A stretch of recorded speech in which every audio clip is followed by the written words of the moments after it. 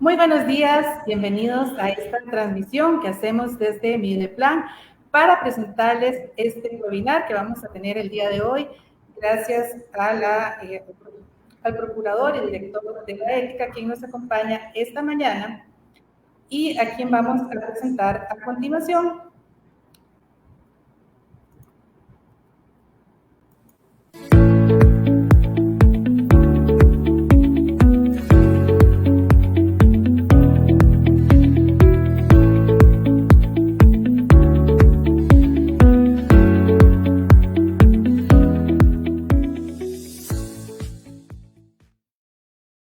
Muy buenos días, don Armando. Ya teníamos la pantalla con la presentación y pues estamos muy agradecidos desde Mideplan que podamos compartir esta mañana con todas las personas, funcionarios públicos que nos están acompañando y a quienes les agradecemos su sintonía por el Facebook de Mideplan para conversar, porque usted nos hizo esta presentación el día de hoy sobre el fortalecimiento de la integridad de la función pública. Muy buenos días y el espacio es suyo para que nos haga la presentación. Muy buenos días a la señora ministra, doña Laura. Siempre es un gusto venir a Mideplan y encontrar un grupo humano tan profesional, tan competente. De alguna manera hemos generado vínculos importantes desde la Procuraduría de la Ética Pública con Mideplan, especialmente ahora para trabajar en temas de integridad pública. De eso se trata hoy el abordaje de la presentación que voy a hacer. Y pues yo agradezco en nombre de todos los funcionarios y funcionarios de la Procuraduría de la Ética Pública por tomarnos en cuenta. Y de seguido, pues voy a iniciar con la presentación.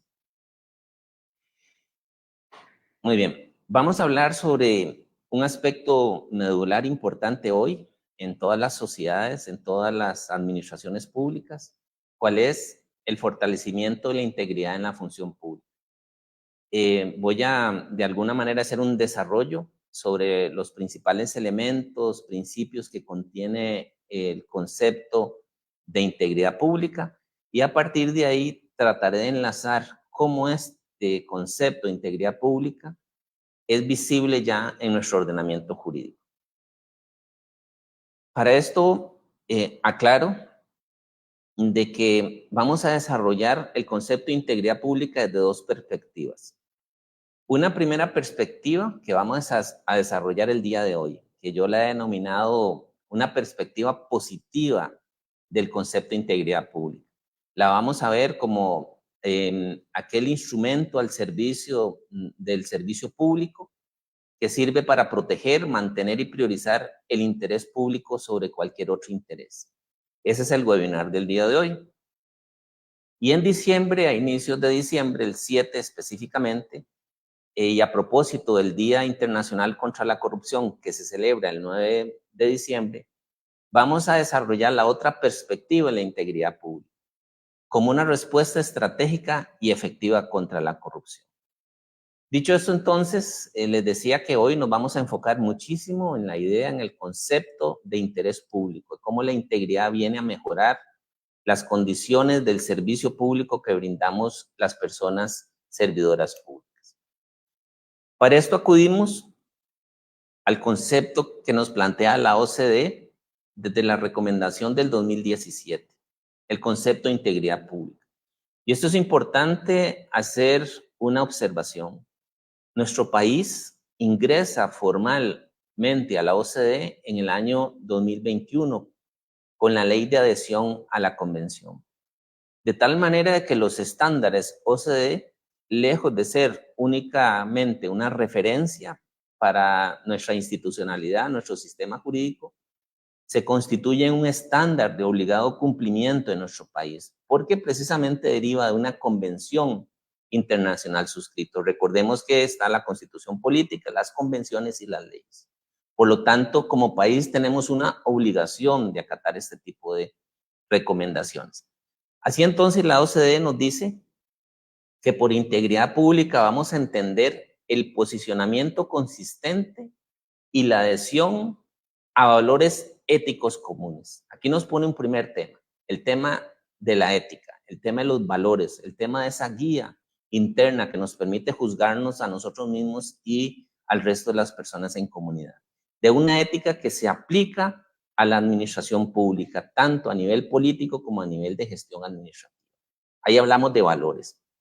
Y nos dice la OCDE, además, que se integre esa integridad con el conjunto de principios y normas, estamos hablando del derecho, de las conductas, destinadas a proteger, mantener y priorizar el interés público sobre los intereses privados. Si vemos esta última frase, entendemos cuál es el objetivo de este webinar, porque precisamente esa es la esencia de la recomendación OCDE de integridad pública. Cómo nosotros como personas servidoras públicas en la gestión podemos o debemos o tenemos que priorizar siempre el interés público sobre cualquier otro interés. La OCDE entonces plantea un enfoque integridad, ¿verdad?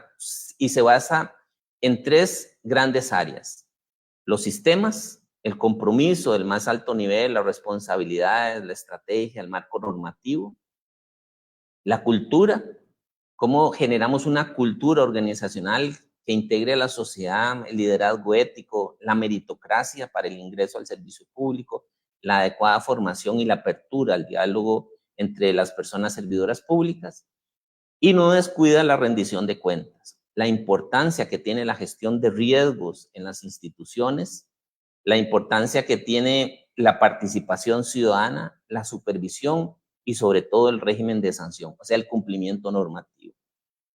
Bajo esta óptica, entonces, podemos decir que el enfoque de integridad de la OCDE toma en cuenta no solo el contexto de los países, sino también el contexto de las instituciones.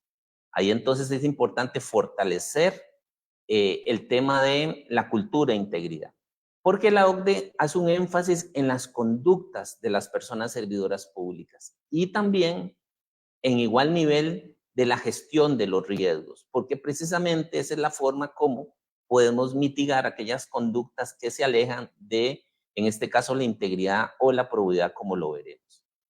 La OCDE entonces le da una especial atención a la cultura de integridad en todas las organizaciones, en todo el ecosistema nacional, donde integran distintos sectores, pero no se desentiende del cumplimiento normativo. O sea, hay un aspecto importantísimo de trabajar en prevención, en fortalecer esa cultura, pero a su vez tenemos que darle un énfasis importante al cumplimiento de las normas.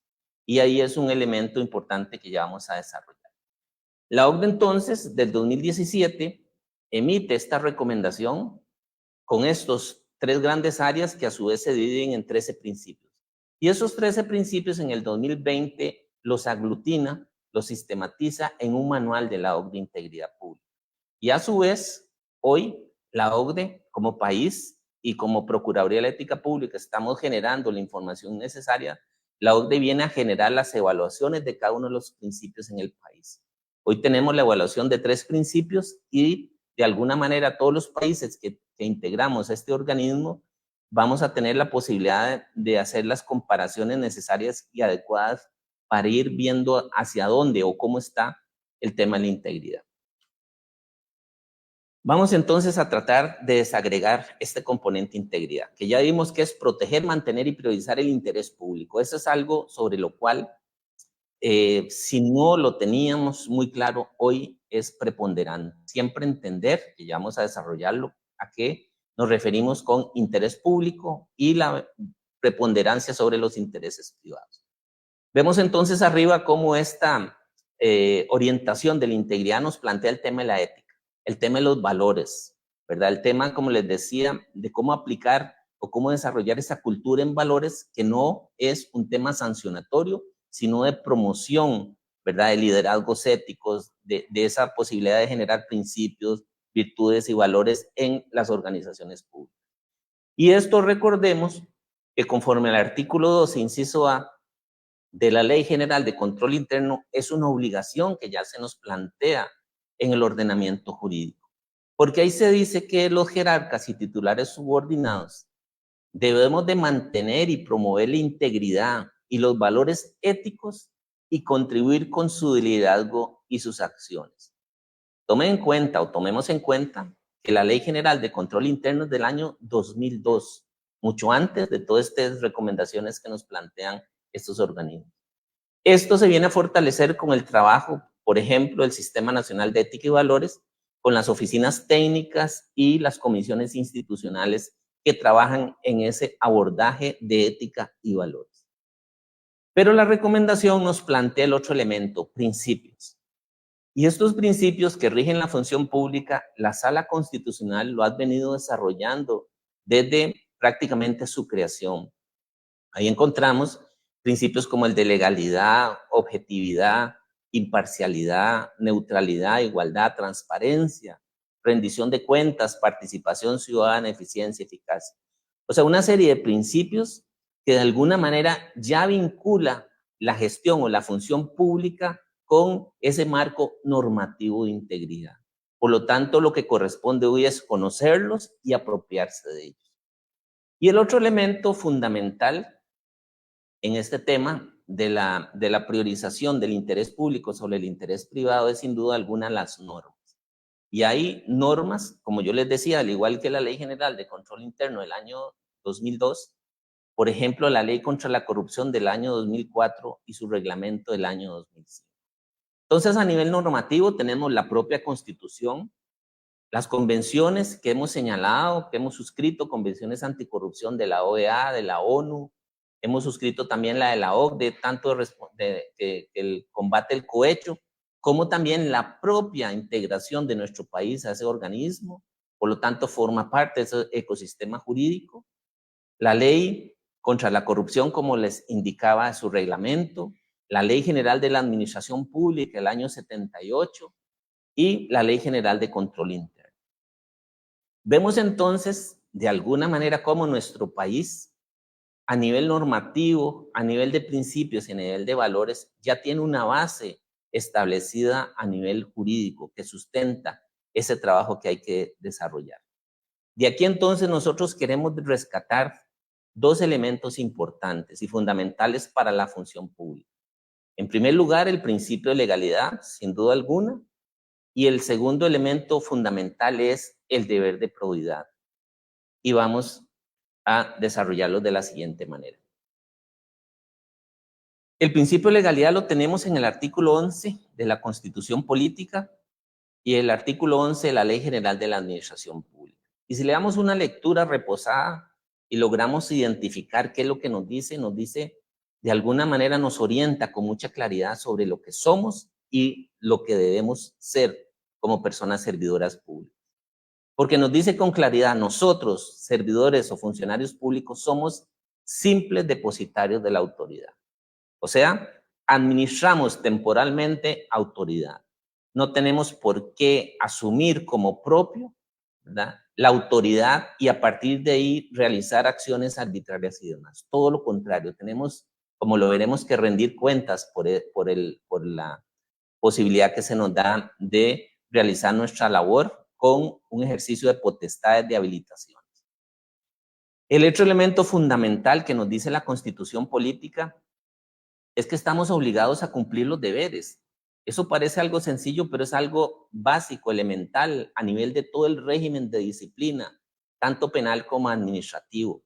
Si bien podemos reconocer, reivindicar derechos en todo momento como personas servidoras públicas, y eso es lo propio de cualquier relación o vínculo que se pueda dar, lo cierto es que nosotros como personas servidoras públicas somos responsables por hacer o no hacer, por cumplir o incumplir eventualmente nuestros deberes, los que están en el ordenamiento jurídico. Y es tan importante entender siempre esa necesidad de que nosotros generemos una gestión conforme a esas obligaciones, conforme a esos deberes. Y nos dice la norma que es un poco el deber de probidad en sentido estricto, que no podemos arrogarnos facultades que el ordenamiento jurídico no nos concede. O sea, lo tradicional, lo típico que hemos dicho, que el deber de probidad nos obliga únicamente a realizar aquello que está autorizado por el ordenamiento jurídico. Claramente es mucho más que eso, el principio de legalidad. Ese es el llamado que estamos haciendo desde la Procuraduría de la Ética Pública para que veamos de alguna manera la connotación que tiene esto en la gestión. Porque el otro elemento que muchas veces obviamos es que la misma Constitución Política nos indica que nosotros, servidores públicos, tenemos que rendir cuentas y además someternos a procesos de evaluación de resultados. Y ahí el tema es que nos guste o no nos guste, estemos de acuerdo o no estemos de acuerdo, estos son enunciados que los contiene la propia Constitución política. Y por otro lado nos hace una advertencia este principio de legalidad y nos dice que la acción para exigirnos responsabilidad penal es pública. ¿Qué quiere decir con esto? Bueno, el Ministerio Público puede investigarnos aún sin existir una denuncia, puede hacerlo de oficio. Y de alguna manera también eso tiene un impacto a nivel del régimen administrativo disciplinario. Como personas servidoras públicas, a nosotros perfectamente se nos puede investigar, se nos puede realizar los procedimientos que conforme a derecho, conforme al marco de legalidad corresponde. ¿Por qué?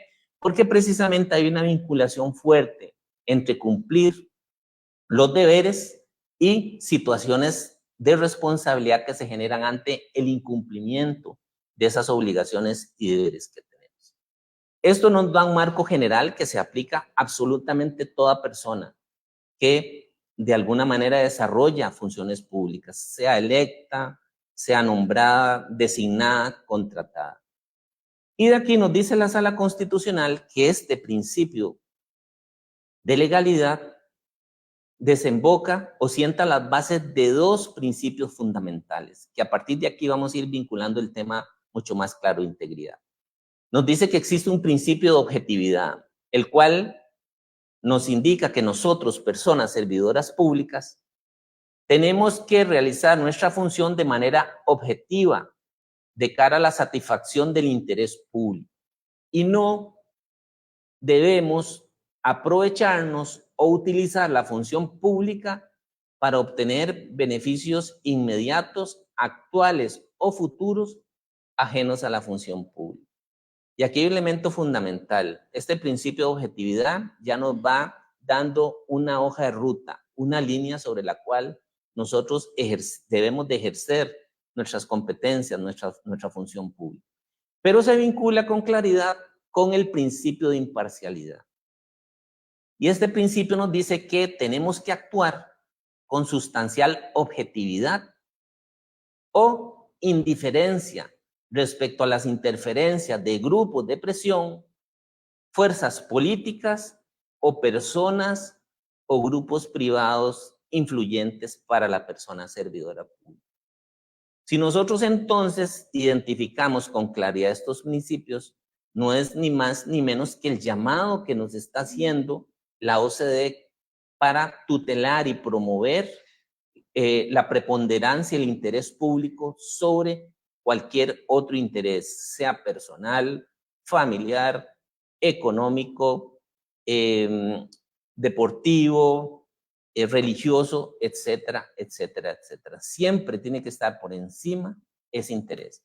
Y la sala nos dice aún más, nos dice que de esa exigencia objetiva de imparcialidad, comillas, el funcionario público no puede estar en una situación donde haya colisión entre ese interés público que está llamado a cumplir, a desarrollar. Por eso se elige, por eso se nombra, por eso se contrata, por eso se designa, para cumplir con ese interés público, ¿verdad? Y no puede existir una colisión con esos otros intereses privados. Esto es un voto de la Sala Constitucional del año 1995, para que nos demos cuenta de alguna manera desde cuándo, ¿verdad? Instancias como la Sala Constitucional, nuestro ordenamiento jurídico contienen estos estándares y que hoy, ante una nueva visión de la gestión pública, de la función pública, de las exigencias, pues tenemos literalmente, y perdonen el término tan coloquial, que desempolvar lo que ya existe. Aquí no hay absolutamente nada nuevo, no hay nada que podamos decir un cambio importante, no, lo que hay es un cambio en la forma como tenemos que abordar esta temática.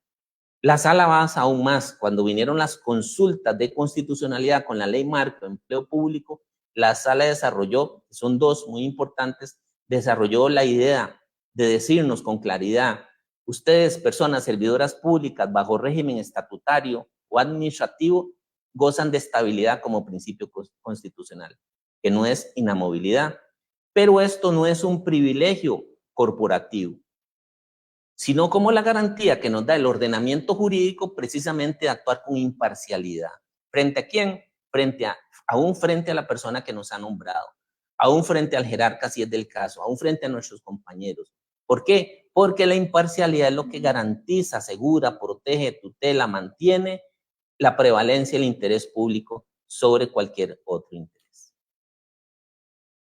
Entonces, vamos al segundo elemento que les decía yo. ¿Dónde encontramos en el ordenamiento jurídico esa preponderancia del interés público sobre cualquier otro interés? El deber de satisfacer el interés público que tenemos todas las personas servidoras públicas. Pues iniciemos en el año 1978. En el año 1978 se emite la Ley General de la Administración Pública. Y en el artículo 113, desde aquel momento con claridad se nos dice: servidor público, usted debe desempeñar sus funciones de modo que satisfaga primordialmente el interés público. Y se aventura a darnos o desarrollarnos un concepto de interés público. Y nos dice que es la expresión de los intereses individuales coincidentes de todos los administrados. Y sigue planteándonos algunos enunciados. Llegamos del año 78 al año 2004 y 2005. En la Ley contra la Corrupción, artículo 3, y en el reglamento a la ley en el año 2005, artículo 1, inciso 14. Ahí nos establece el deber de probidad. Y nos reitera, nos dice: funcionario público, usted está obligado a orientar su gestión a la satisfacción de ese interés público. Este deber se manifestará fundamentalmente y nos describe algunas acciones que tenemos que emprender, sobre las que ahorita vamos a volver. Y por último, recientemente, con la Ley Marco de Empleo Público y un esfuerzo que se hizo para visibilizar y reiterar esta orientación a la satisfacción del interés público, en la Ley Marco de Empleo Público, año 2022, que entra en vigencia en el 2003, artículo 4, inciso H, cuando hablamos de los principios rectores del empleo público que cobija más allá de la rectoría de Mideplan, se nos habla del principio de prevalencia del interés general, entiéndase interés público. Hay pequeñas diferencias a nivel de la doctrina jurídica, pero dejemos a un lado. La prevalencia del interés general cubre, integra el interés público. Y nos dice: la gestión del empleo público en todos sus componentes debe estar orientada a dotar a la administración pública de personas servidoras públicas idóneas. Y ahí viene un elemento importante, tanto en lo técnico como en lo moral. Objetivas, independientes, imparciales e íntegras, estrictamente sujetas al principio de legalidad como garantía para la satisfacción de ese interés general o ese interés público. Vemos entonces también cómo, aun cuando la OCDE nos plantea una recomendación del año 2017, reitero, nuestro ordenamiento jurídico contiene un marco normativo fuerte, robusto sobre ese particular. Pero bueno, llegó el momento de desempolvar, como les digo, todas esas normas. Ahora, si nos enfocamos en el deber de probidad, es importante, al igual que los alcances de la Constitución política, entender a quiénes cobijan. Y aquí es fundamental acudir a lo que establece el artículo 2 de la Ley contra la Corrupción. Este artículo 2 ha sido de alguna manera analizado, valorado, ponderado por la Sala Constitucional y ha reconocido que tiene un concepto amplio de persona servidora pública. ¿Por qué razón? Porque deriva de las convenciones que el país ha suscrito contra la corrupción, tanto la de Naciones Unidas como la interamericana, la de la OEA. Y hay una referencia de votos desde el año 2018, 2010 y todavía en el 2017 la Sala Constitucional nos viene diciendo que el concepto de persona servidora pública en la Ley contra la Corrupción va muchísimo más allá de lo que establece la propia Ley General de la Administración Pública, y me explico, lo desarrollamos de seguido. Conforme a la Ley contra la Corrupción, vamos a entender que esta se aplica, o sea, el deber de probidad que está ahí se aplica a todas las personas que son electas, designadas, nombradas o contratadas y que se desempeñan como máximas autoridades de los supremos poderes el órgano electoral y la administración pública central y descentralizada, tanto a nivel institucional como a nivel territorial. O sea, cobija bajo la estructura que ha establecido Mideplan de la Organización del Sector Público Costarricense, cobija a todo ese sector público, los poderes, el órgano electoral, la administración central, la administración pública descentralizada. A todos los jerarcas, llámese presidente de la República, vicepresidentes, ministros, diputados, alcaldes, regidores, toda persona, presidentes ejecutivos y los órganos colegiados. Además, esta ley se aplica a las personas que son nombradas. Algunos somos nombrados porque pertenecemos a un régimen administrativo estatutario. Entonces tenemos y gozamos de esos principios que se señala y que se derivan de los artículos 191 y 192 de la Constitución Política. Pero además hay otras personas que son contratadas porque la administración también desarrolla sus funciones bajo el ámbito de una normativa general, común, comercial, ¿verdad? Entonces, de alguna manera, esas personas son contratadas en empresas, servicios públicos del Estado y demás, ¿verdad? Y también cobija a esas personas que son contratadas en cualquier órgano o ente del sector público. Además, cubre a las personas que se contratan en puestos de confianza, que labora ad honorem, o sea, no importa si la prestación, si a cambio la prestación no reciben remuneración alguna. Cubre a aquellas personas que consideramos funcionarios de hecho, que de alguna manera realizan esa actividad en forma pacífica, en forma correcta y adecuada, pero tienen un problema con el nombramiento, la investidura, ¿verdad? Propiamente. Tal vez porque faltan algunos requisitos, algunos tal vez no se han juramentado, etcétera, etcétera. Además, el concepto de persona servidora pública integra también aquellas personas que desarrollan funciones públicas en la administración pública centralizada. Pongo un ejemplo. Entes públicos no estatales son los colegios profesionales. Las personas que cumplan esos fines públicos, por ejemplo, los miembros de la junta directiva de ese colegio profesional, la persona que desarrolla una labor en la fiscalía porque tiene fines públicos, esas personas se les aplica todo el rigor de la ley contra la corrupción. Y por último, la ley da un paso muy importante de valorar y tomar en cuenta, porque incluye a personas a las cuales equipara a personas servidoras públicas. Y me explico. Son todos aquellos que custodian, administran o explotan fondos, bienes o servicios de la administración. Entonces, una persona que se desarrolla que realiza alguna labor en una comunidad con una asociación de desarrollo integral, resulta que esa organización recibe fondos públicos de la municipalidad, de Dinadeco, etcétera, etcétera. En el momento en que se reciben esos fondos públicos, a partir de ese momento se aplica la regulación que tiene que ver con la ley contra la corrupción, específicamente la responsabilidad penal y civil, porque obviamente no tiene un vínculo de jerarquía, sino es un vínculo en el cual lo que se aplica es esa responsabilidad. Juntas administrativas de educación, juntas administrativas como tal, acueductos rurales, ¿verdad? Hemos visto casos o ejemplos de condenatorias de personas que son los administradores, por ejemplo, de un hogar de ancianos, pero recibían fondos de la Junta de Protección Social, hicieron una malversación de los mismos y se les aplica todos los delitos que tienen que ver con la ley contra la corrupción y el Código Penal. Con esto lo que queremos decir como Procuraduría de la Ética es tener claro que este deber de probidad tienen que cumplirlo absolutamente toda persona que ejerce una función pública y realiza la actividad administrativa.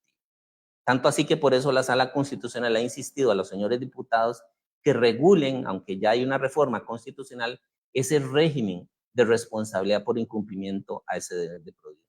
Ese es un ejemplo y una lamentable situación que a la fecha no se ha resuelto. Vamos al otro elemento importante. ¿Qué vamos a entender por interés público? ¿Verdad? Porque los abogados somos muy dados y todos nos dicen el interés público, pero eso, ¿cómo lo aterrizamos? Hemos hecho un esfuerzo importante, ahorita lo veremos, emitiendo unas guías, emitiendo de alguna manera, documentos que puedan ayudarnos a entender qué es el interés público. Y lo primero que tenemos que decir que es la aspiración que tienen todas las personas de que sus necesidades, expectativas e intereses sean atendidas, tuteladas y protegidas por el Estado. Todos tenemos esa aspiración. De alguna manera, el Estado tiene que estar al servicio de la ciudadanía, de la comunidad, del colectivo, y nos incluimos a nosotros como personas servidoras. Pero la sala nos da un norte y también la doctrina jurídica cuando estamos hablando de un Estado social y democrático como el nuestro. Y es contundente, porque nos dice que los órganos y entes de la administración pública han sido creados estrictamente para servir al interés público. No hay otra forma. No han sido creados para que se utilicen, para que se manipulen, sino que han sido creados para que logren satisfacer esas aspiraciones que tenemos todos como ciudadanos, pero puntualiza algunas acciones. Y en primer lugar, tenemos desde la administración pública que proteger y promover los valores, principios y los derechos fundamentales. Todos esos derechos humanos que están en la Constitución política, que están en esos otros instrumentos que hemos suscrito como país, el Estado tiene que garantizar y tutelárselos a todos los ciudadanos.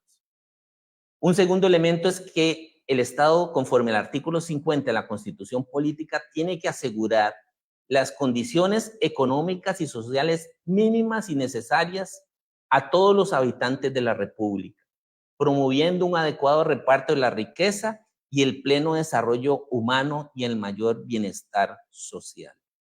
Eso es el Estado benefactor, el Estado puesto al servicio de la ciudadanía. El tercer elemento importantísimo también que deriva de esos artículos constitucionales es que el Estado debe de garantizar y estimular la actividad económica en el país, la producción de bienes y servicios para que las personas que habitamos en la República podamos obtener esos bienes, esos servicios de la producción nacional. Pero a su vez el cuarto componente, que es la ruta o el camino, más bien el instrumento por el cual la administración realiza esto, es algo que la Sala Constitucional ha reconocido desde el año 2004, el derecho fundamental al buen y eficiente funcionamiento de los servicios públicos. La administración pública tiene que garantizar el derecho de las personas habitantes de la República a ese derecho, que se nos brinde los servicios públicos de calidad, en forma eficiente, continua, con garantía de igualdad. Eso lo que permite es materializar esa aspiración como país a, de alguna manera, tener la posibilidad de que como ciudadanos podamos obtener esos réditos de la administración. Demos un paso más allá. No pensemos que esto es simplemente un enunciado general, que de alguna manera es algo sombrilla que está en la Constitución política y demás. Pensemos como institución pública dónde está la manifestación concreta de ese interés público. Y nosotros en la Procuraduría de la Ética los invitamos a que revisen las normas de creación de esa institución. Algunas tienen un fundamento constitucional. Claramente hay instituciones, entes públicos que derivan de la propia Constitución, pero otras es el legislador quien a través de una ley habilita a la administración a que actúe en un área o en un sector. Esto lo ha reconocido la doctrina jurídica de alguna manera como la manifestación concreta y puntual del interés público para que esta estructura actúe garantizando o asegurando una tutela efectiva de derechos, una garantía de que las personas vamos a obtener en determinada área o campo una posibilidad de reivindicar nuestros derechos, nuestras garantías. Entonces, revisemos las normas de creación. ¿Cuáles son las competencias? ¿Cuáles son las funciones, las atribuciones? ¿Cuál es la misión que tiene la organización? Pero también hay leyes sectoriales que precisamente el legislador, tomando en cuenta esos parámetros de constitucionalidad, pues en temas de empleo público, como el que nos ocupa acá, hay rectorías también que tienen que ver con temas ambientales, con temas de salud, ¿verdad? Entonces, esas rectorías también tienen una derivación de la voluntad del legislador plasmada en leyes. Ahora bien, ¿cómo podemos de alguna manera tener claridad de cuál es esa orientación en el día a día? en nuestro universo, digamos, de actividades, deberes, de obligaciones.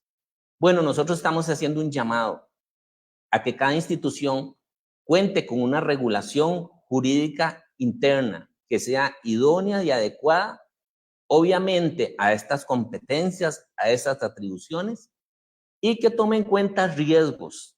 Riesgo, la valoración de riesgo general, pero muy aplicado a lo que nosotros tratamos es a esos riesgos de corrupción que se pueden dar, ¿verdad? Y sobre lo cual vamos a después a ir desarrollando más. Y el segundo aspecto que nosotros estamos insistiendo y reiterando es que las instituciones fortalezcan los mecanismos para elaborar instrumentos y herramientas administrativas que permitan realizar un abordaje de la gestión pública hacia el impacto que tiene que tener la gestión en la sociedad, lo que se ha venido desarrollando con el valor público.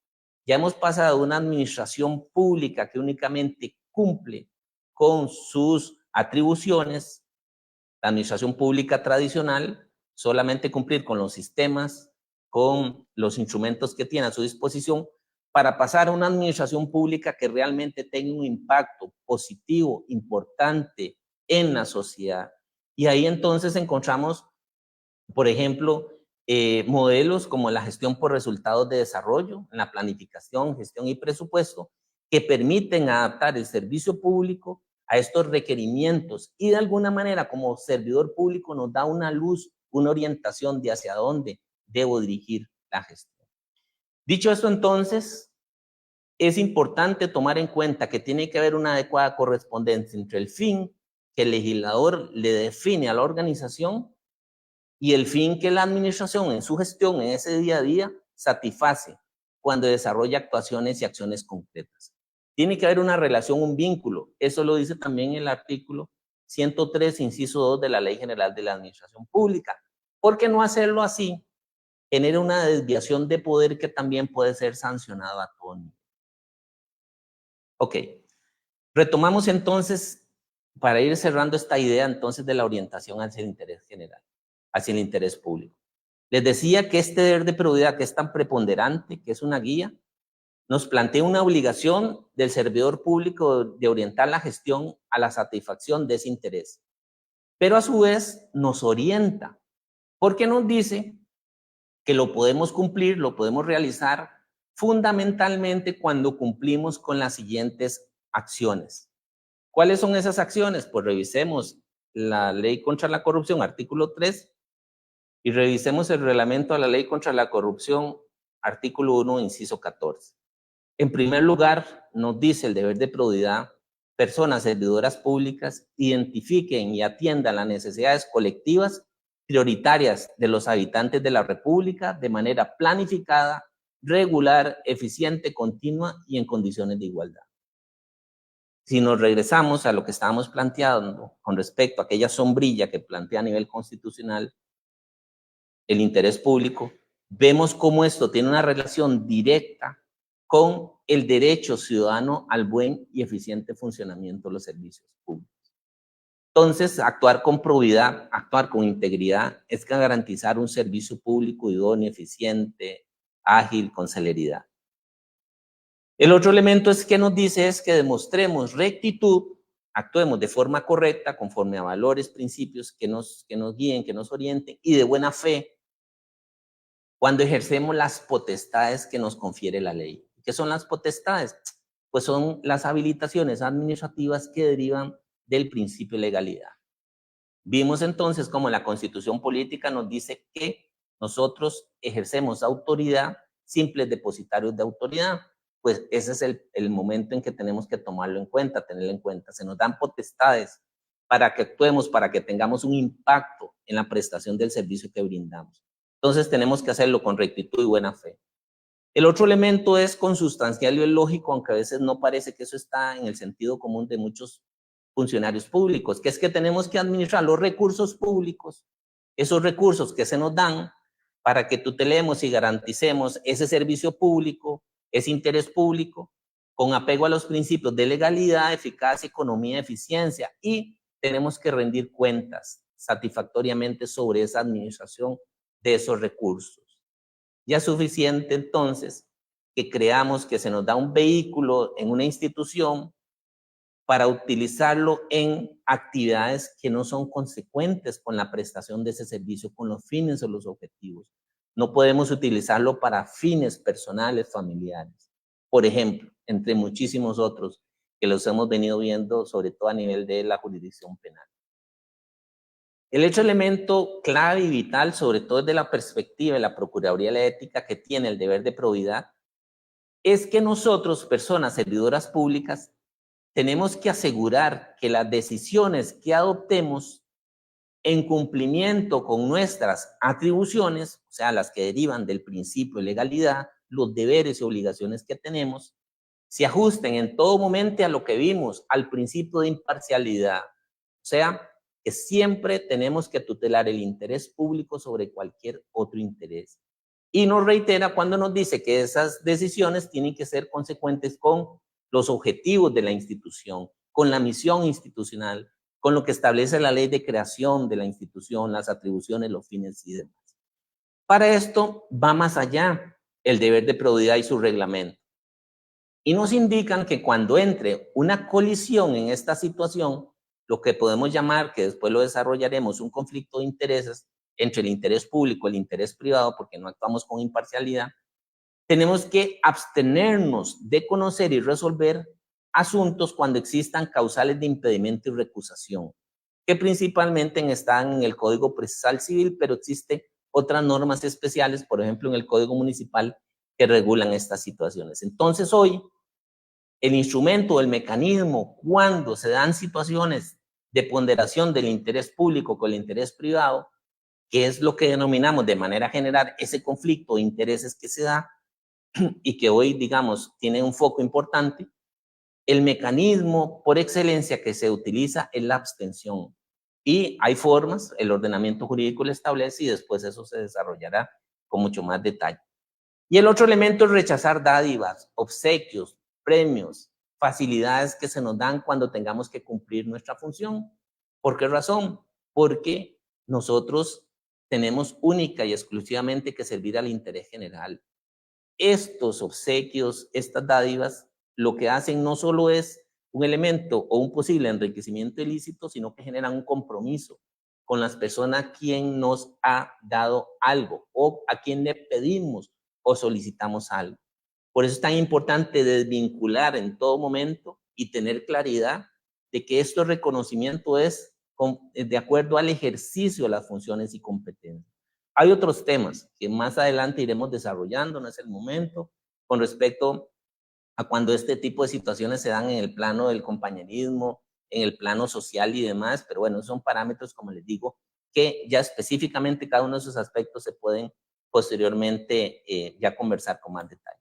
Y cierra el deber de probidad diciéndonos que tenemos que orientar la actividad administrativa, la actividad de cada uno de nosotros, en nuestro cubículo, en nuestra oficina, en nuestra labor de campo, en nuestros vehículos, cuando somos choferes, si somos personas que realizan apoyo de otro tipo, en la recepción y demás. Todo ese cúmulo de actividades que desarrollamos a nivel personal tienen que orientarse siempre a satisfacer en una institución el interés público. Esto es entonces el deber de probidad. Esas son las orientaciones que nos da el deber de probidad. Y eso es una muy buena noticia porque nos orienta y nos guía. Pero hay una mala noticia. Permítame tomarme el vaso de agua para darle la mala noticia. La mala noticia es que el deber de probidad, aunque es un concepto jurídico indeterminado, genera responsabilidad. Entonces, la violación al deber de probidad, dice el artículo 4 de la ley contra la corrupción, nos indica que, sin perjuicio de las responsabilidades civiles y penales que se deriven de su incumplimiento o que proceden de la infracción a ese deber de probidad, que son debidamente comprobadas y previa defensa, obviamente siguiendo el debido proceso y las garantías a la persona investigada, constituirá justa causa para la separación del cargo sin responsabilidad patronal. O sea que el incumplimiento de este deber de probidad, que ya no solo es el enunciado que tenemos que satisfacer el interés público, sino que además nos orienta cuáles son esas acciones concretas, Incumplirlos no genera responsabilidad de todo tipo. Y es aquí donde muchas veces vinculamos estos temas con actos de corrupción, que puede ser violaciones o infracciones que se conocen a nivel administrativo, pero que no están en una norma de tipo penal tipificadas, o bien son situaciones que no solo están en el deber de probidad como un enunciado, sino además están tipificadas en una norma penal. Y entonces ahí tenemos distintos tipos de responsabilidades, como lo veremos. Solamente por referencia, está muy pequeñito, pero es importante dar este mensaje. En esta guía de investigación de la Fiscalía desde el año 2009, se nos dice que este catálogo de funciones, principios y deberes, los que estamos señalando que contiene el deber de prioridad, la orientación, debiera ser en todos los casos el norte por seguir para las personas funcionarias públicas y demás sujetos equiparados al ocupar cargos públicos o desempeñar funciones públicas. Eso lo dice la Fiscalía. Apartarse de ello equivale a violar el deber de probidad como núcleo esencial del bien jurídico protegido o tutelado, siendo tal violación una conducta ciertamente antijurídica que genera no solo responsabilidad de carácter administrativo, sino también civil y penal.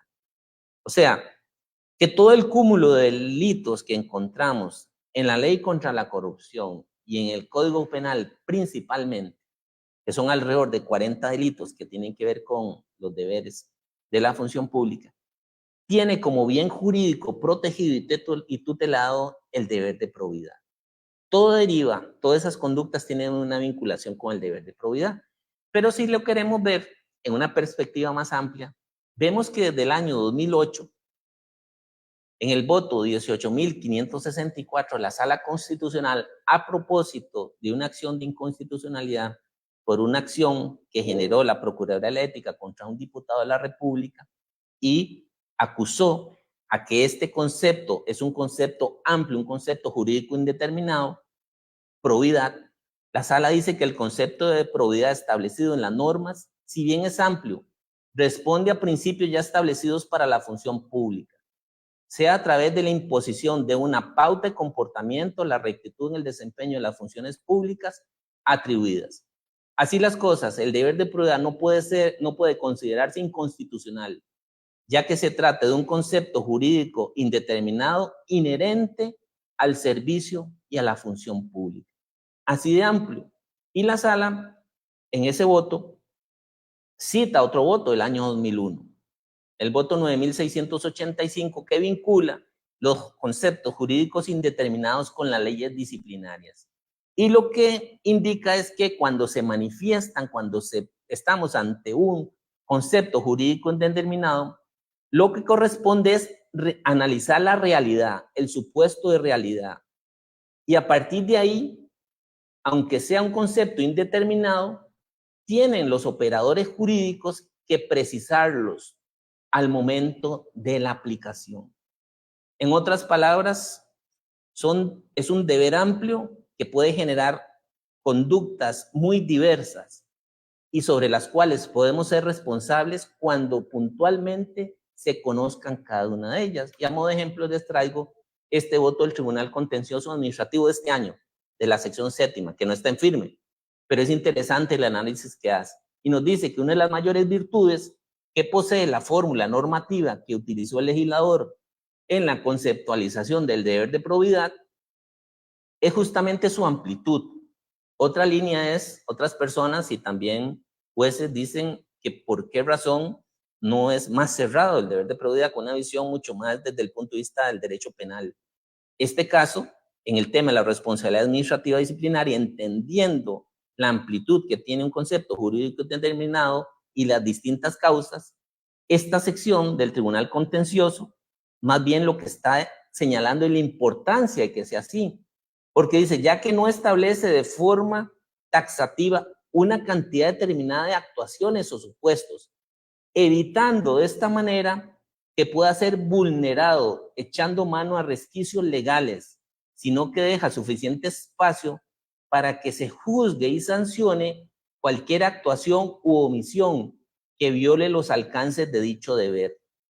Lo anterior le confiere a la norma una gran flexibilidad, ya que le permite al operador jurídico, según sea el caso, aplicar dicho principio para sancionar cualquier conducta indebida que pueda presentarse dentro del campo de la ética y que ahora ha sido llevado al plano legal.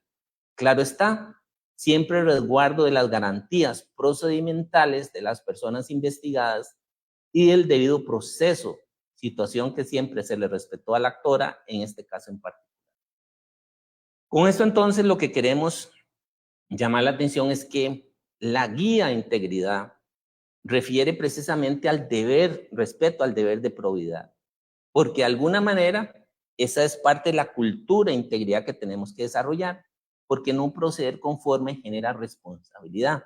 Y son los casos y situaciones de reprochos que día a día ustedes pueden ver a diario, muchas veces en los medios de comunicación.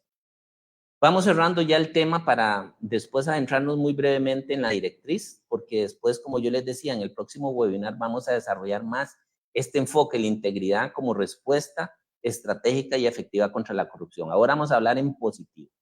Entonces hablemos de esa integridad, que se ubique en el plano de la prevención.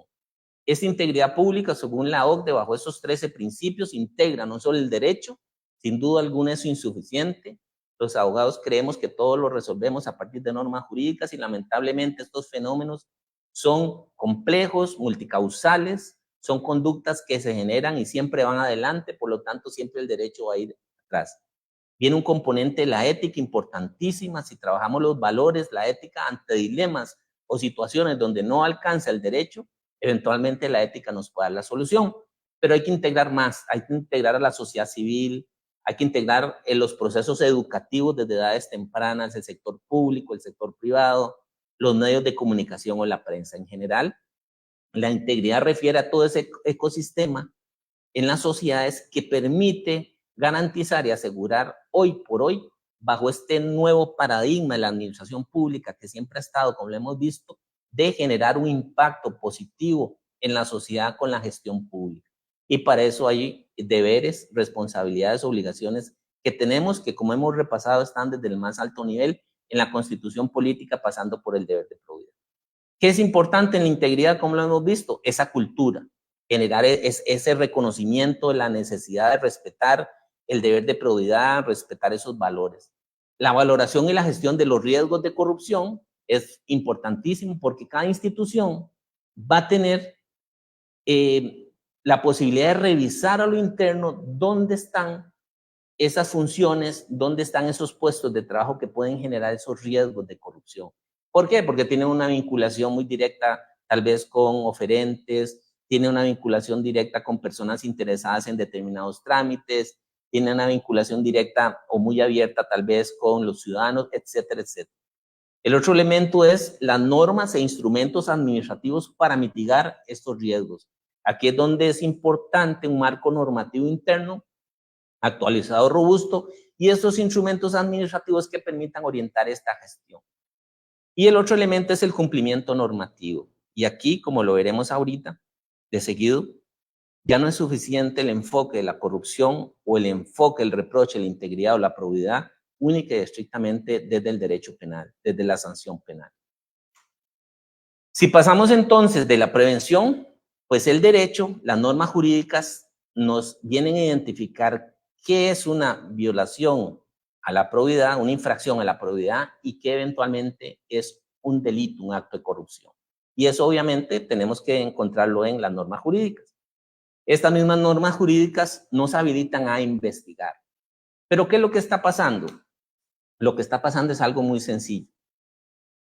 Que les decía yo, el reglamento a la ley contra la corrupción es desde el año 2005. Y el artículo 1, inciso 1 y 2 de ese reglamento establecen que la Contraloría General de la República, la Procuraduría de Ética Pública, las auditorías internas y las empresas públicas, además de la propia administración, todas las instituciones, órganos y entes que conforman el sector público, tenemos la obligación de desarrollar estrategias, tácticas y acciones en forma separada o en coordinación para prevenir, detectar e investigar precisamente en sentido general la corrupción. Del otro lado, para promover la integridad pública, si lo vemos desde el punto de vista preventivo. Y eso es algo que lamentablemente se echa de menos en nuestro país, porque sin duda alguna creemos que estos temas son temas de la Fiscalía, son temas de la Procuraduría de la Ética o son temas de la Contraloría, al igual que el control interno. Nunca vemos la primera línea de defensa, creemos que eso es un tema externo. Y es ahí donde no está funcionando el ecosistema de integridad en este país y sobre lo cual estamos tratando de trabajar precisamente de alguna manera con esta directriz. Y el otro elemento obviamente es el régimen de la sanción. Si ya realizamos prevención, pero hay un amiguito, una amiguita que no está realizando el ejercicio de la función pública conforme al deber de probidad, pues detectamos, investigamos y al final sanciona. ¿Pero quién sanciona? El jerarca, quien ostenta la responsabilidad, la potestad administrativa y disciplinaria. Y en algunos casos, por mandato de la propia Constitución y la ley, tratándose de Hacienda Pública, la Contraloría General de la República. Y es aquí entonces es tan importante incorporar o integrar. Este es el nuevo modelo de integridad que plantea la OCDE en uno de sus principios. Y aquí es donde nosotros decimos hoy, y como lo veremos en el próximo webinar, que son tantas las conductas y son tan complejas que el derecho no va a poder tipificar todas esas conductas. Por eso es que todas estas organizaciones dicen, exacto, tengamos regulaciones a nivel penal, ¿verdad? Que puedan ser consecuentes con la realidad, pero siempre la va a superar. De ahí que tiene que venir entonces la violación a esas infracciones al deber de probidad a nivel administrativo y disciplinario a generar también un reproche importante. Y si eso no es suficiente, tenemos que garantizar como una gran sombrilla o capa el trabajo en valores, el trabajo en la ética, para entender que no es necesario que a mí me sancionen penal o administrativamente para saber lo que tengo que hacer en forma correcta. De ahí entonces que, reiterando lo que desde hace muchísimo tiempo plantea la Sala Constitucional y lo ha reconocido la jurisdicción contenciosa y lo laboral, hay una independencia de vías. No importa si penalmente una persona de alguna manera no se le da una sanción de tipo penal, pero resulta que perfectamente se puede despedir por la misma conducta, porque hay una independencia de vías y además una conducta puede revisarse tanto a nivel administrativo como penal civil, y si esa misma conducta está tipificada en un código de deberes de un colegio profesional, también puede darse una sanción de tipo deontológico, o sea que el colegio profesional no es que sanciona por la infracción al deber de probidad, sino porque tiene esa conducta también establecida en sus códigos de deberes de los profesionales. Entonces, es una conducta que puede generar un reproche. Y esto hoy es importantísimo entenderlo y, como les digo, es un poco a lo que apunta este trabajo. Voy cerrando un poco para explicarles entonces cuál es el fin o el objetivo de esta directriz, de implementar medidas inmediatas para fortalecer la integridad a propósito de la labor coordinada y la vinculación que la Ley Marco de Empleo Público le da a la Procuraduría de la Ética con Mideplan para trabajar en esto. En primer lugar, el fundamento, como lo hemos visto casi en todo, son las convenciones anticorrupción. La Interamericana se generó en el año 1996, nuestro país lo suscribe, pero forma parte del ordenamiento jurídico en el año 1997, la de la OEA contra la corrupción.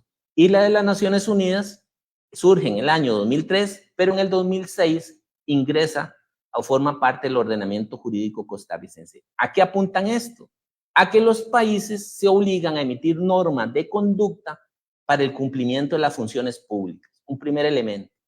Lo segundo es que los países se obligan a brindar capacitación a las personas servidoras públicas especializada para la correcta gestión pública.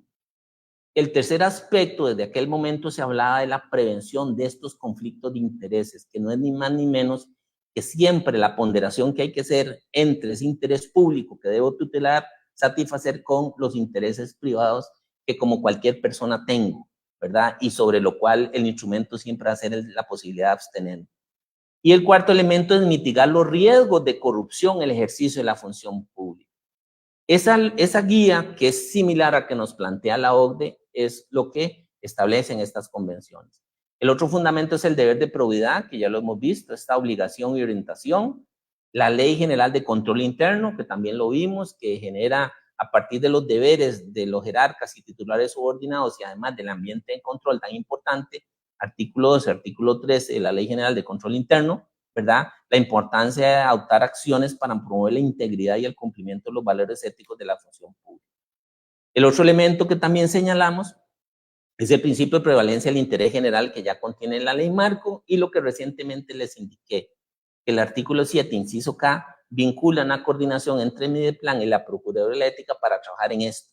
Precisamente fue algo de que cuando estaba generándose la última versión de la ley de empleo público, nosotros como Procuraduría tuvimos una labor un poco más proactiva para establecer este tipo, digamos, de posibilidad que nos da de coordinar para trabajar en estos esfuerzos que hoy se llevan a cabo a través de este webinar.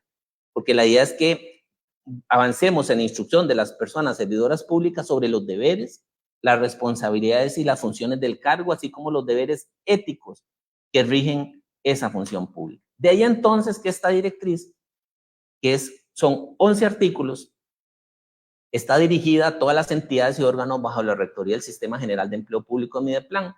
Pero el artículo 10, lo adelanto, pues establece la posibilidad de que bajo el ámbito de cobertura, la ley marco de empleo público, se insta a los poderes, a los 3 poderes y al órgano electoral, así como los entes públicos con autonomía de gobierno o organización, a adoptar estas medidas que se establecen en la directriz. Artículo 1. Lo que hace es simplemente lo que hemos conversado a lo largo de este webinar, o lo que les he presentado más bien, perdón, con el término conversar, que es delimitar el concepto y los alcances de la integridad en la función pública, conforme a la recomendación de la OCDE. Artículo 2, algo que es consustancial, que no solo porque lo diga el marco normativo, sino que es propio de la relación de jerarquía, el compromiso al más alto nivel de guiar con integridad a las instituciones públicas, asegurar que ese sistema de integridad sea coherente y coordinado como herramienta para prevenir la corrupción. Si lo vemos desde otra perspectiva, hablamos de integridad para garantizar la cultura de integridad. Y el tercer elemento es asignar los recursos necesarios para que esto se lleve a cabo. El tercer artículo simplemente prioriza 5 objetivos que están derivados de todo lo que he señalado. En primer lugar, es instruir a las personas servidoras públicas sobre las normas de integridad que rigen la función pública. Es un repaso de lo que hemos desarrollado, ¿verdad?, en este webinar. Y más allá, obviamente, porque hay todo un tema que es importante en su momento, como lo veremos ahorita, poner en conocimiento. El segundo componente es fortalecer el marco regulatorio institucional de integridad, porque les decía, para tener mucha claridad con respecto a cuál es el interés público que debo satisfacer, tiene que haber una labor importante a nivel institucional para asegurar no solo un marco regulatorio a nivel jurídico normativo, sino administrativo. Tener claridad con esos planes estratégicos, con esa misión institucional, mucha claridad qué es lo que tengo que hacer, ¿verdad? No solo con mi deber como funcionario, en mi actividad ordinaria, sino cómo esto logra un impacto importante a nivel de la institución y por ende de la sociedad. El tercer elemento es, y eso es un poco más de lo que vamos a hablar posteriormente, es tramitar adecuadamente las denuncias. Vimos que hay prevención, detección e investigación. Aquí se ubica esto. ¿Cómo tramitamos estas denuncias administrativas por presuntos actos de corrupción y faltas al deber de probidad? ¿Y esto por qué? Porque el reglamento a la ley contra la corrupción desde el año 2005 le dice a la administración que tiene que hacer lo propio. Y además el reglamento establece cuál es el procedimiento para los efectos. Entonces es muy importante que ante violaciones, ante infracciones al deber de probidad, actos de corrupción, la administración sea la primera línea de defensa efectiva. El cuarto componente es promover la debida gestión de los conflictos de intereses. Ya vamos entendiendo qué son conflictos de intereses. Es tan fácil como visualizar de que si lo que se nos obliga es a satisfacer el interés público, todo aquel interés que afecta a eso nos hace entrar en un conflicto. Entonces tenemos que gestionarlo adecuadamente. Tenemos el deber de abstención, pero tenemos que de alguna manera ver en el ordenamiento jurídico cómo podemos hacer. ¿Y esto por qué? Porque hoy esto es fundamental. Y recordemos que ya vimos que de alguna manera desde hace muchísimo tiempo esto lo contiene. Y el quinto elemento es adquirir un compromiso con la idoneidad moral como criterio de selección, nombramiento y promoción de los cargos públicos.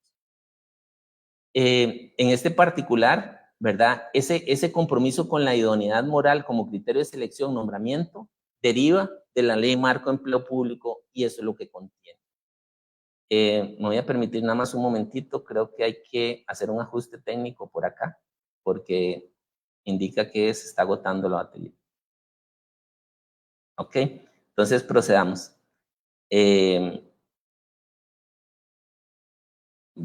Continuamos entonces. Okay. El objetivo 1, que les decía, instruir a las personas servidoras públicas sobre las normas de integridad, ¿verdad? Básicamente lo que hacemos es invitarlos a que ingresen a nuestro sitio web www.pgr.go.cr. Aquí la Procuraduría de Ética ha tratado de bajar, de aterrizar esto que les he venido hablando en un lenguaje claro, sencillo, comprensible.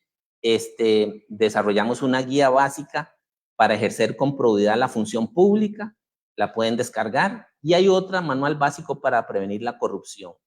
Básicamente en esta guía de corrupción, lo que se establece es que hemos bajado, entre comillas, entiéndame ese término, aquellas conductas de tipo penal, las tipificadas, a conductas que se puedan entender, para ver con claridad este fenómeno de la corrupción y de alguna manera, pues, cuáles son esos delitos que están ahí.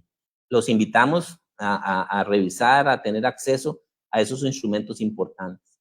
Les comento que estamos trabajando en una guía básica para la prevención, identificación, gestión de los conflictos de intereses en el sector público. Mucho de lo que les he planteado, muchas de las inquietudes que también se ha generado a partir o a propósito de estos temas, ya los tenemos contenidos los tenemos sistematizados en una guía que precisamente está en proceso final, ¿verdad?, de diseño gráfico para efectos de ponerlo a disposición. Y para el 2024, en coordinación con el señor Procurador General, queremos sacar una guía básica para ejercer la función pública conforme a este principio de legalidad, todos esos aspectos básicos necesarios que se deben de conocer y al deber de probidad. Aquí entonces estamos desarrollando una propuesta de contenidos. Eso es un poco lo que busca esta directriz en este artículo, que podamos tener acceso. Y les comento también que tanto la recomendación de la OCDE de integridad pública como el manual de la OCDE, ¿verdad?, también están en este sitio web donde ahí identifican documentos para la prevención de la corrupción y los pueden descargar para consulta. El quinto artículo es que de alguna manera tratamos de vincular el trabajo de promoción, de desarrollo de la cultura e integridad de la capacitación.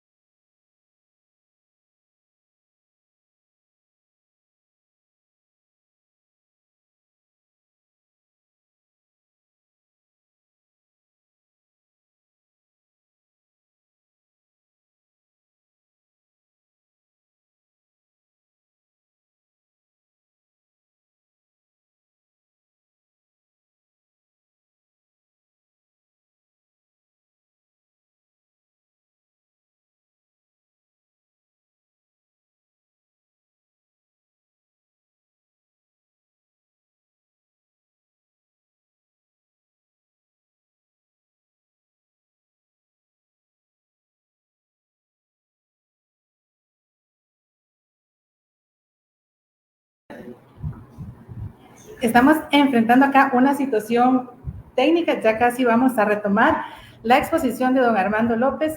Les rogamos nos disculpen un momentito para que podamos resolver este problema técnico, ya casi continuamos, así que no se nos desconecten.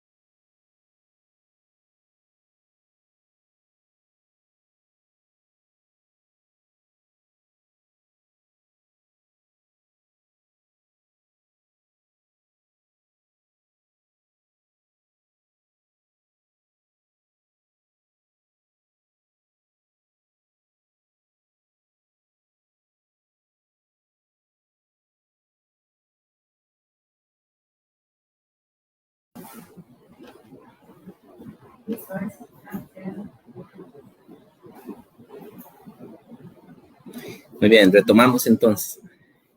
Les señalaba que el artículo 5 establece que las instituciones deben asegurar el conocimiento y comprensión de los deberes éticos de la función pública generales y particulares, tanto obviamente la institución en la que están como el cargo de todas las personas servidoras públicas.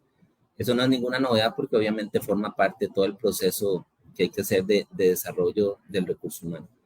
Para esto lo que busca la directriz es una formación mínima uniforme. En el año 2024 se está desarrollando o se va a desarrollar un curso obligatorio de aprendizaje y autogestión denominado Integridad en el ejercicio de la función pública, aspectos básicos del deber de probidad. Un curso corto, si se quiere, muy en un lenguaje claro, comprensible, que nos permita a todos manejar estos conceptos de una forma estandarizada.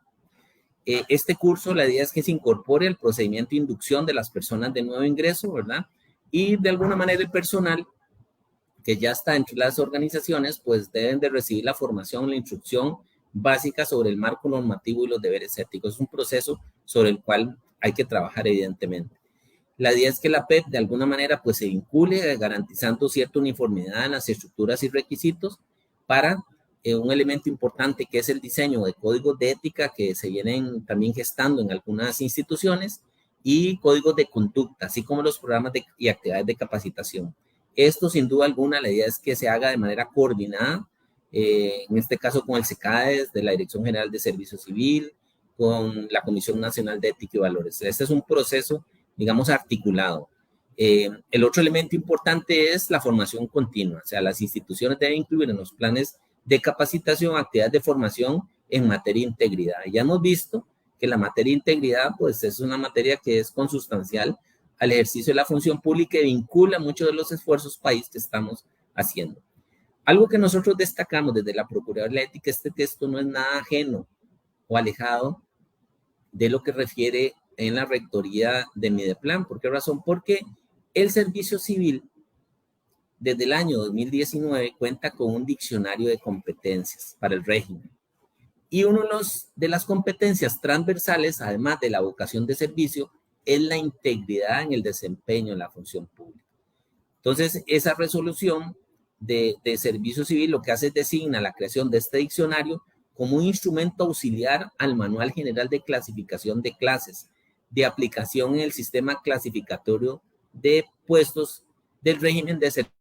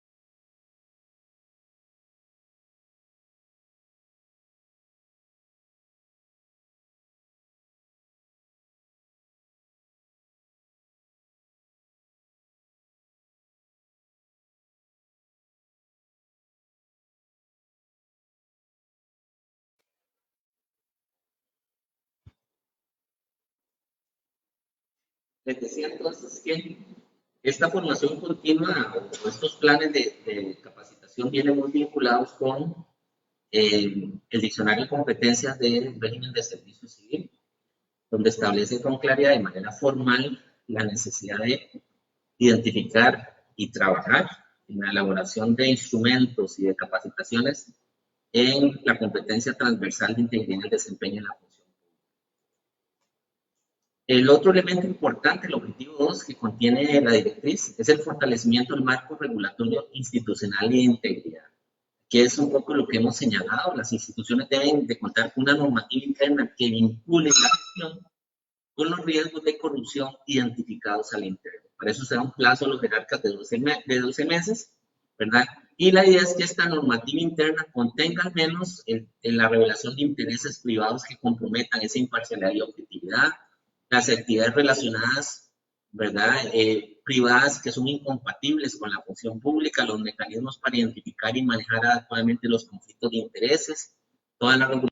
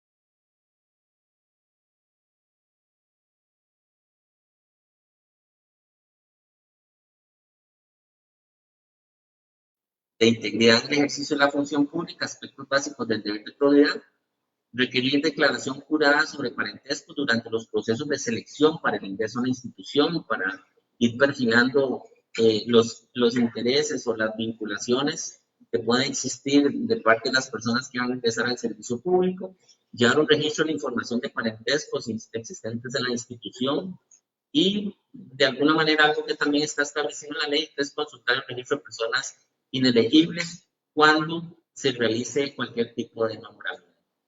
Y el quinto objetivo es promover la debida gestión de los conflictos de intereses, que es lo que hemos hablado a lo largo de este webinar. Es un objetivo transversal por su importancia en la prevención, detección, investigación y sanción de la corrupción. Los conflictos de intereses son situaciones que involucran un conflicto entre las obligaciones públicas que tenemos y los intereses privados de nosotros como personas servidoras públicas, y que se producen cuando estos intereses privados tienen la capacidad de influir indebidamente en el desempeño de nuestras funciones y responsabilidades oficiales. Y el último artículo que refiere a la información sobre las medidas de integridad. Es importante hoy, desde la óptica de la OCDE, todo el impacto que se está gestando a partir de indicadores y rendición de cuentas y resultados, tener datos, tener información. Y es muy importante que nosotros, como dentro de las instituciones, podamos organizar información sobre todas las medidas que hemos implementado.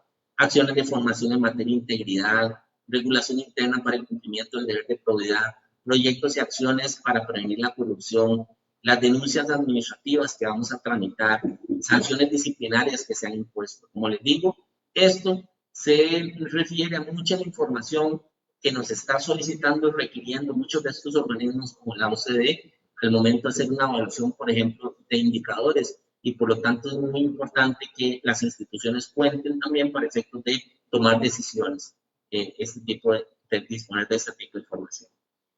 El artículo 10, como lo vimos, es compelir al resto de autonomías institucionales para que apliquen o implementen esta directriz, y la vigencia es a partir del 17 de agosto del 2020. Concluyo con dos aspectos importantes a tomar en cuenta. y básicamente tomémoslo como información que damos desde la Procuraduría de la Ética en asocio con el Ministerio de Planificación. En primer lugar, la PEP no solo ha ayudado a elaborar esta directriz, sino que tiene un compromiso formal, como el que asumimos el día de hoy, de acompañar y capacitar sobre los contenidos de la directriz. Por eso es que se está elaborando, como les decía, que ya está en la etapa final, la guía básica para gestionar los conflictos de intereses. Sin duda alguna, esto nos va a ayudar a todas las personas servidoras públicas a entender de qué trata los conflictos de intereses y cuál es la forma correcta de gestionar. Estamos elaborando el curso de autoaprendizaje para el año 2024. Ya estamos en el diseño audiovisual, ya los contenidos están. Por lo tanto, es un curso sobre el que se estará informando cuál va a ser la manera o el mecanismo para que se logre cursar, lo podamos llevar todas las personas servidoras públicas. Les comento también que estamos elaborando un reglamento modelo que contiene los contenidos de la directriz. La idea es que en el webinar siguiente les demos un avance sobre esta norma modelo que contiene esos 6 aspectos como mínimo que señalaba como objetivo 3 y está en proceso de elaboración. Además, estamos trabajando en un paquete de contenidos de capacitación y formación para que de alguna manera desde la Procuraduría de la Ética podamos dárselas a las oficinas de recursos humanos, ¿verdad? Para que se implementen en las instituciones, que sea como el inicio de este proceso de formación y capacitación en este tema. Esto lo tenemos en diseño. Para el año 2024 estamos también ya con contenidos, estamos en la parte del diseño más de tipo metodológico y con los instrumentos audiovisuales necesarios. Vamos a desarrollar durante el año 2024 talleres en materia de conflicto de intereses. Vamos a hacer estos talleres de manera presencial. En la primera etapa vamos a llamar a las asesorías jurídicas, a las auditorías, a las oficinas de recursos humanos, obviamente para empoderarnos en qué consiste el tema de los conflictos de intereses, por qué es tan importante hoy ponerle el foco de atención, sin descuidar evidentemente todos los otros aspectos que he reseñado. Y una segunda etapa, la idea sería dirigir estos talleres a puestos de alto riesgo, proveedurías, aduanas, materia tributaria, contratación, todo el tema de tramitología, permisos, licencias, etc.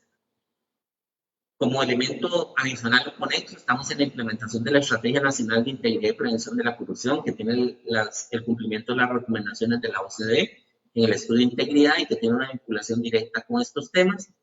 Con la Contraloría y la Comisión Nacional de Ética y Valores estamos trabajamos en el diseño de una auditoría especial de integridad pública que ya contiene o vincula la directriz, por lo tanto está haciendo una revisión también a lo interno en las instituciones de parte de las auditorías de cómo se va a implementar y desarrollar esta directriz. Y por otro lado, un tema que después vamos a conversar en el siguiente webinar, estamos trabajando ya en la fase final de un proyecto de ley que está en trámite de protección de las personas denunciantes y testigos de actos de corrupción.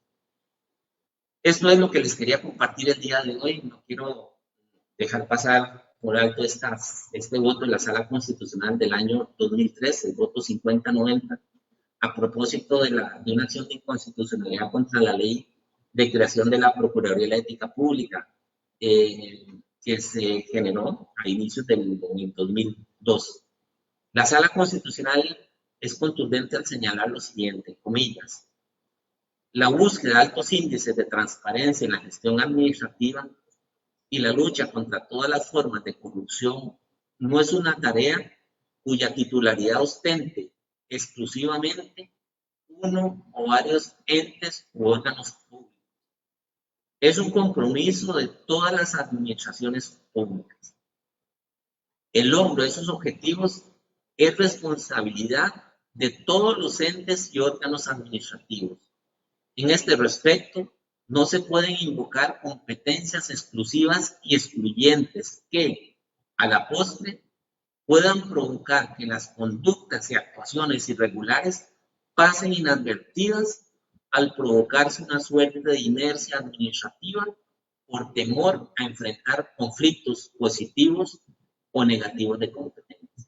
Esto es un llamado a que efectivamente, así como la Procuraduría de Ética con mi plan hoy coordina este fortalecimiento y la integridad, tengamos, y lo hemos hecho también, de articular estos esfuerzos con la propia administración, auditorías, contraloría. Es un esfuerzo país al cual nos hemos sumado de manera activa y sobre el que vamos a seguir trabajando. Ya les he señalado una ruta que tenemos, estamos trabajando fuerte, al igual que tengo claro que ustedes el tema de las limitaciones de recursos, de presupuestos, no duden que nosotros de igual manera las sufrimos, pero tenemos un compromiso por este país de sacar la tarea de fortalecer esta cultura de integridad por el bien de nuestros hijos, por el bien de la futura generación. Muchísimas gracias por la atención.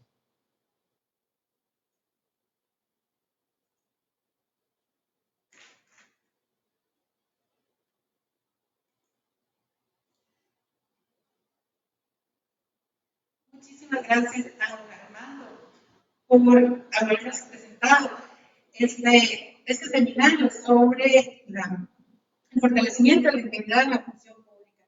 Ahora tenemos algunas consultas, no muchas, la mayoría de gente nos ha dejado su correo electrónico para que nos hagamos llegar la presentación, y también tenemos algunas consultas que vamos a ir haciendo para que puedan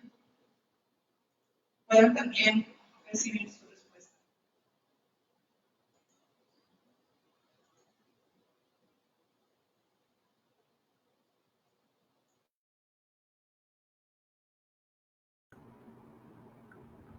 Vamos a ver por acá las consultas que nos... Como le decía, la mayoría de personas nos han dejado su correo electrónico para que les enviemos la presentación y solo hay algunas. Aquí tenemos una consulta. Dice Chiren, de la Municipalidad de Puriscal, manifiesta que este tema es muy importante y señala que las Contralorías de Servicio son promotoras de esta transparencia y trabajo eficiente en las instituciones, pero que se han puesto a pesar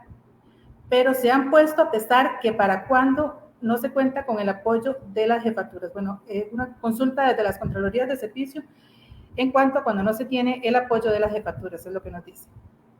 Bien, yo sobre el particular he de decir que, bueno, tenemos un primer contacto con las Contralorías de Servicio, digamos, en este proceso, en esta nueva forma de realizar la gestión de la integridad de manera articulada, y en los próximos días vamos a tener una actividad de capacitación, de formación, para hablar sobre estos temas, y después tener ese espacio para conversar a nivel del propio Ministerio de Planificación sobre el rol no solo de las Contralorías de Servicio, de las comisiones institucionales de valores, algunos elementos importantes con respecto a las auditorías. Hay elementos de tipo estructural alrededor de esto, de que hay que procurar esa integración. Si ustedes ubican o recordamos el artículo 1, específicamente, perdón, el artículo 2, cuando refiere al compromiso de la alta dirección, el segundo enunciado refiere a la importancia o a la necesidad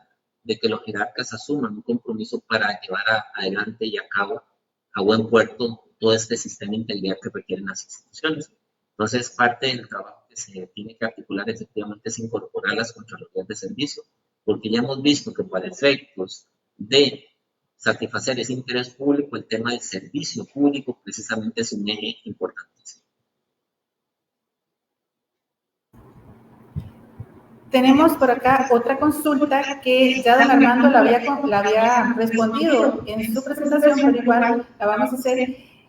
¿Cuál es el procedimiento a seguir para interponer una denuncia ante la Procuraduría? La Procuraduría tiene básicamente, tres formas. En primer lugar, las personas pueden llegar a la institución, porque esta es una forma que de alguna manera pues se ha venido limitando por efectos, digamos, de las posibilidades que dan de ahora la virtualidad y demás. Sin embargo, siempre es factible.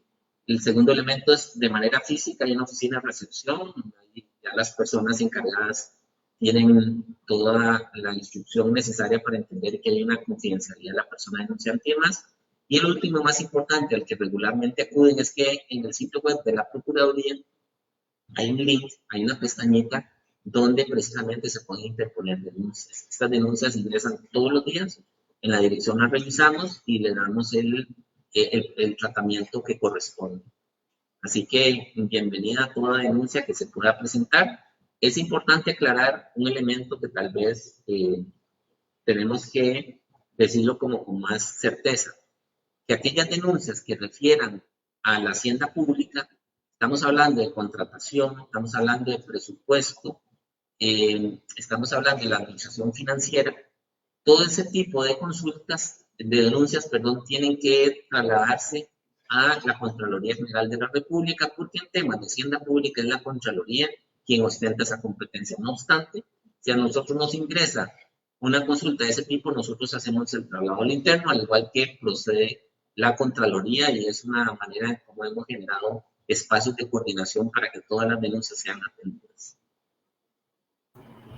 Por acá tenemos otra consulta. Nos señala que la directriz en el artículo 5 menciona que los códigos de ética se someten a consideración de la Procuraduría de la Ética Pública, que si esto aplica para códigos de ética nuevos o también los ya vigentes. Ese es un trabajo que estamos articulando con la Comisión Nacional de Ética y Valores.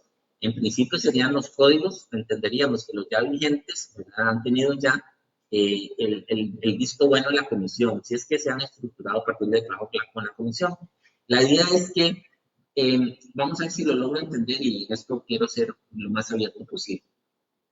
La comisión tiene una competencia más reducida a la administración central, al Poder Ejecutivo. La Rectoría de Mideplan amplía esa competencia a otras entes que tienen cierto grado de autonomía. Entonces, lo que queremos de alguna manera es que esas otras, digamos, entes que gozan de esa autonomía, pues también ingresen en el proceso de elaborar códigos de ética que serán de alguna manera conocidos por nosotros, pero que en el proceso de acompañamiento será a través de la Comisión o el Sistema Nacional de Ética y Valores. Entonces, esa es una articulación que estamos llamando o procurando hacer, y la idea sería con los nuevos códigos que se van a desarrollar, ¿verdad? Porque ya entenderíamos que los códigos que ya forman parte, digamos, de ese ecosistema institucional para promover la cultura e integridad de valores, de ética, pues ya han pasado por ese filtro, ese acompañamiento del sistema.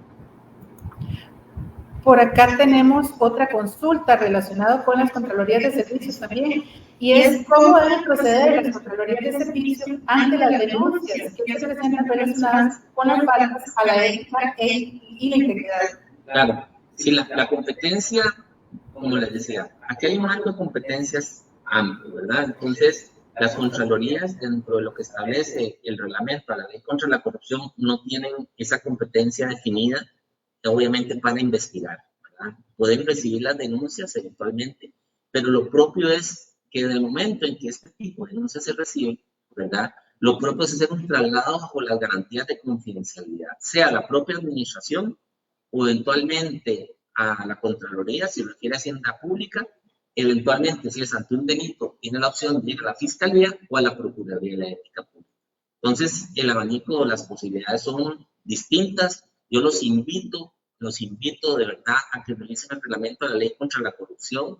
Ahí se establecen con claridad las competencias. En todo caso, las competencias de los jerarcas es inherentes al ejercicio de la potestad disciplinaria. Por lo tanto, todo este tipo de situaciones deben de recaer no solo en la administración, sino también en los órganos de control que estamos llamados. Entonces, es simplemente hacer el vínculo necesario, pero es importante revisar el reglamento de la ley contra la corrupción y la ley para asegurar que hay derechos que tienen las personas denunciantes que se deben de proteger. Y uno principal, fundamental, es la confidencialidad de la persona denunciante. Nunca se debe revelar quién denuncia un acto de corrupción, una infracción al derecho público. Otra consulta que tenemos por acá es con respecto al curso de autoaprendizaje, integridad en el ejercicio de la función pública. Dice que ¿dónde se puede ubicar este curso? Claro, cuando este curso ya lo tengamos para tener la posibilidad ya para llevarlo a las instituciones, pues se hará la comunicación a través de Mideplan, una comunicación masiva. Como les digo, ese curso estamos ya en la parte del diseño audiovisual, ya los contenidos son un lenguaje claro, sencillo, contiene 4 módulos ya definidos, establecidos. Entonces esperemos a principios del próximo año la comunicación formal y para ver cuáles van a ser esos mecanismos, de tal manera que ya ustedes puedan disponer de ese curso. Y lo último que tenemos por acá es un comentario. Nos indican que definitivamente si queremos profesionalizar la función pública, la idoneidad moral y profesional son indispensables, nombrar por mérito, como se indica en la Ley de Empleo Público, y no por padrinazgo. Ese es un tema que, claro, la Ley de Empleo Público lo refuerza, pero yo les quiero recordar que eso lo tenemos desde el año 1949 con la Constitución Política, artículos 191 y 192. Y eso la Sala Constitucional desde el año 1990 en sendos resoluciones ha venido desarrollando. La importancia de la idoneidad, la importancia de la profesionalización, la importancia de asegurar el mérito, a la idoneidad no solo técnica.